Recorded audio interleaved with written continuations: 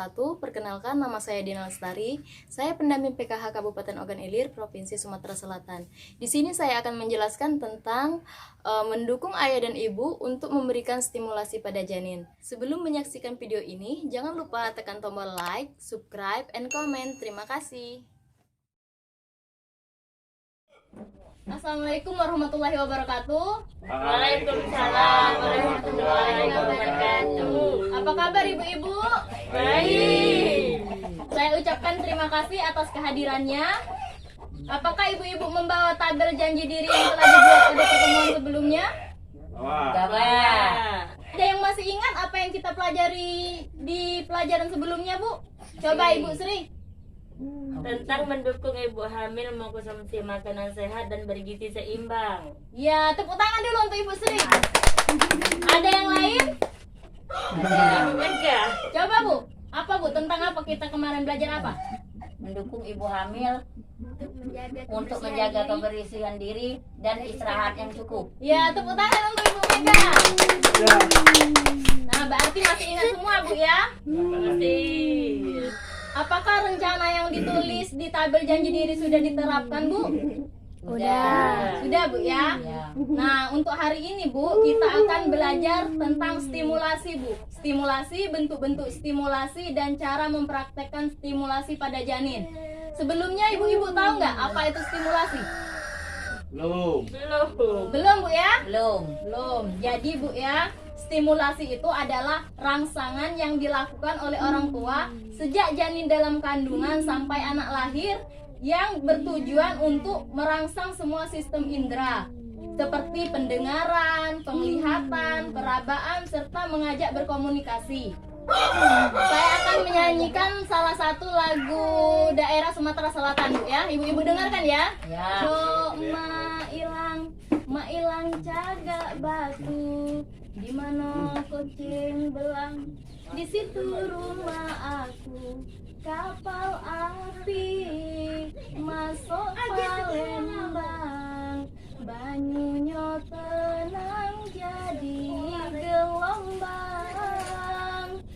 Oi mak mano hati dak bimbang, gadisnya dusun bujang Palembang. Nah Ibu ya, jadi kira-kira Bu, apa Bu yang Ibu rasakan ketika mendengarkan lagu tadi? Senang Bu ya? Ya. Nah, itu juga Bu yang dirasakan oleh janin ketika kita menyanyikan lagu daerah. Jangan salah Bu ya, janin yang di dalam kandungan itu sudah bisa mendengar apa yang kita bicarakan. Kemudian, pernahkah ibu-ibu mendengarkan lagu kepada janin dalam kandungan Bu? Pernah. Jadi ibu-ibu ya, mendengarkan lagu-lagu yang lembut dan menenangkan pada janin adalah salah satu bentuk stimulasi.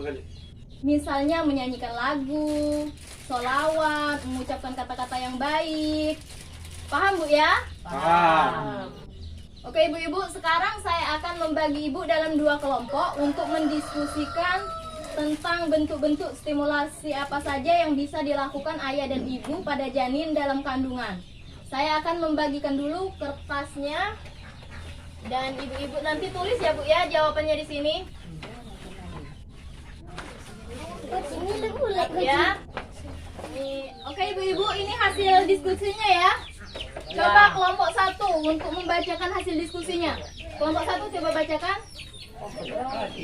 Fadil. Menyanyikan lagu, diajak bicara, dielus-elus, berjemur pagi.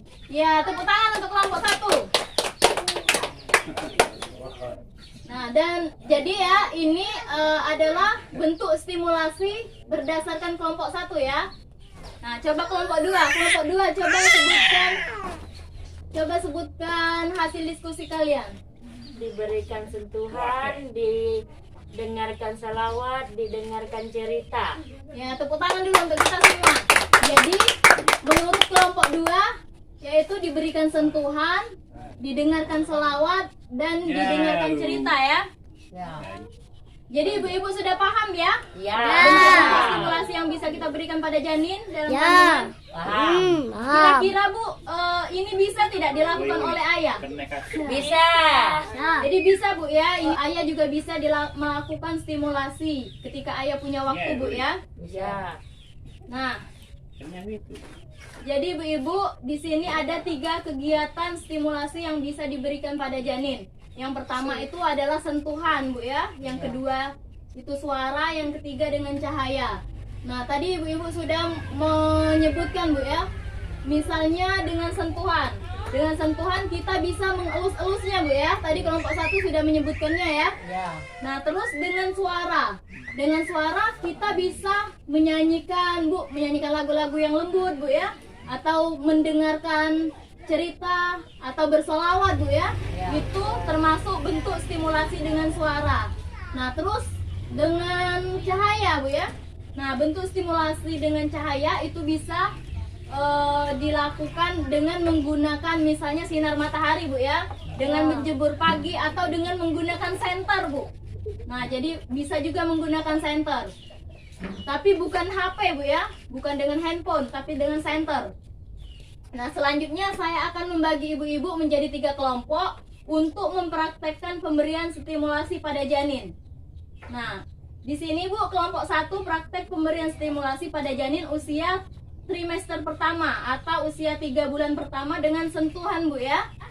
Kelompok 2 praktek pemberian stimulasi pada janin trimester kedua, yaitu pada usia janinnya atau usia kandungan itu 3 bulan kedua dengan cahaya. Terus kelompok 3-nya Ibu Mega praktek pemberian stimulasi dengan usia janin 3 bulan ketiga dengan menggunakan suara. Paham ibu-ibu ya? Paham. Sudah siap ibu-ibu? Ya. Oke, coba kelompok 1 memberikan stimulasi kepada janin dengan sentuhan. Ya, benar sekali. Tepuk tangan dulu untuk kelompok 1. Coba kelompok 2 Ibu Mega ya, dengan menggunakan stimulasi dengan cahaya. Ya, benar sekali Bu ya. Jadi bisa menggunakan senter. Tepuk tangan dulu untuk Ibu Mega. Dan selanjutnya itu kelompok 3 ya. Kelompok 3 mempraktekkan stimulasi pada janin menggunakan suara. Yang selawat. Ya, tepuk tangan. Berarti ibu sudah paham ya cara mempraktekkan pemberian stimulasi pada janin. Jadi Bu ya, jenis stimulasi itu dapat diberikan sesuai usia janin Bu ya.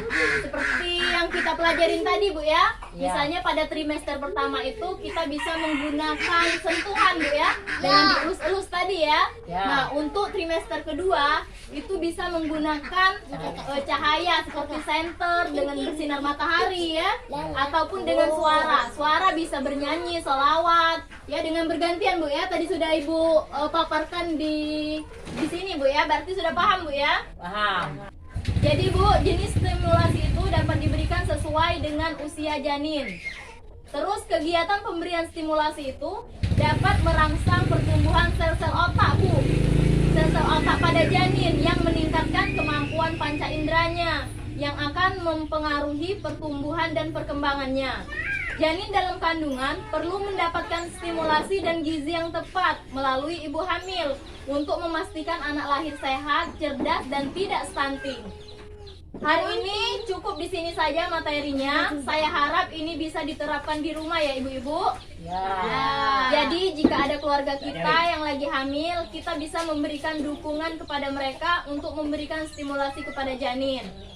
Untuk pertemuan selanjutnya, saya minta ibu-ibu menuliskan rencana yang akan dilakukan di rumah terkait materi ini ke dalam kertas dan tabel janji diri Bu ya.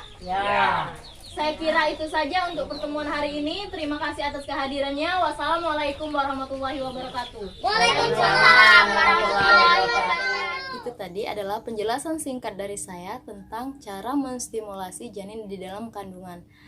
Semoga video ini bermanfaat untuk keluarga. Ayo cegah stunting.